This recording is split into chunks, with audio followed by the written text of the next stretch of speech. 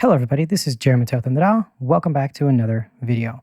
Today's video is going to be a little bit different than our normal videos. You could consider this kind of a sponsored video.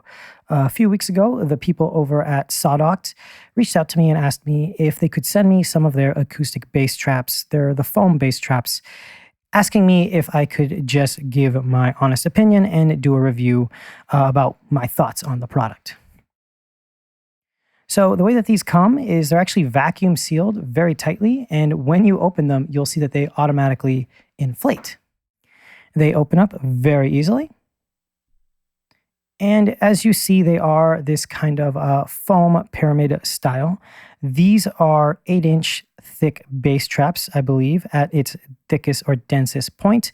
Now, I normally don't go ahead and do reviews for stuff like acoustic foam, but I was actually relatively surprised at the very cheap cost of these.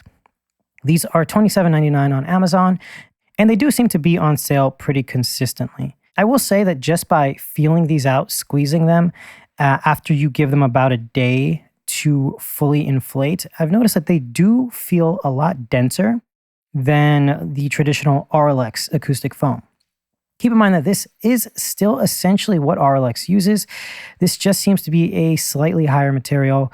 One thing that people tend to not know about the cheaper stuff from RLX is that it is literally just super cheap quality foam, and it usually is at a very expensive price. So for the price of less than 30 bucks, having a pack of 8 of these is actually a pretty decent deal.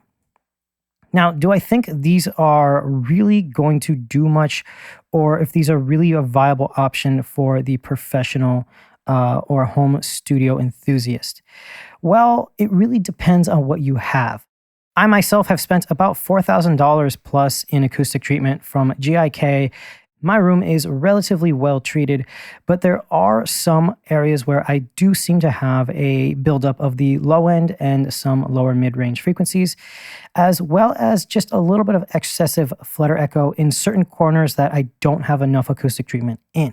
Acoustic foam like this isn't really designed to truly capture and get rid of excessive low frequencies or even really low mid-range frequencies. But they do an amazing job of almost eliminating all flutter echo completely. If you go for the very thin foam, it usually doesn't do much besides stop some flutter echoes and absorb from about 15 kilohertz and above. But because these are significantly thicker, they do a better job at absorbing, as well as extend the range that they do kind of help dampen. These are in no way going to be a complete replacement to professional high-density fiberglass, but it is going to help you a lot if you have an untreated room with a lot of excessive high frequencies and just signal bouncing left and right. One thing that I do like is that their site, or at least their page on Amazon, does have some pictures or examples of how these products should be used, and I do agree with how they have it set up. My room does kind of look like this one right here with the U87, where I have acoustic treatment on the walls, and I am using this to supplement for the excess buildup that I have in my corners. Now, what I've done is actually attach these to already existing acoustic treatment, and this seems to have done a really good job of taming some of my excessive reflections. So there are some parts of my room, especially the corners, where frequencies just build up a little bit more.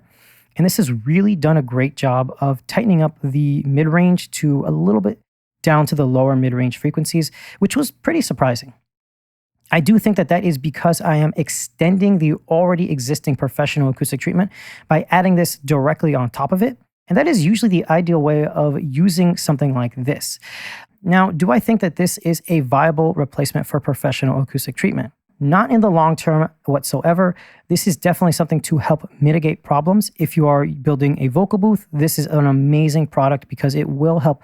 The high frequencies are going to be the biggest problem, and getting some of the mid-range frequencies due to the thicker density of this foam will actually help your recordings by quite a sizable margin. For people like me who have professional treatment already, I have actually found a pretty good use. Like I stated, I have attached adhesive to the back of these and then put them into the corners where my already existent treatment is. And I have had a measurable difference. Both Open Sound Meter and Room EQ Wizard noticed that there was a drop in the buildup in the mid-range and in the reflections of my room. So it tightened it up and helped me get rid of some of the excessive boominess.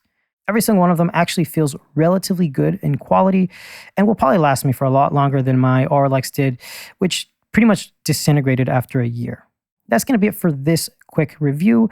Like I said, this is essentially a sponsored video, but no money was passed. I'm not getting paid. I just get to keep these bass traps, and I am planning on using them. So I will leave links down below. This has been Jeremy Tothendra. I will see you guys later. Bye.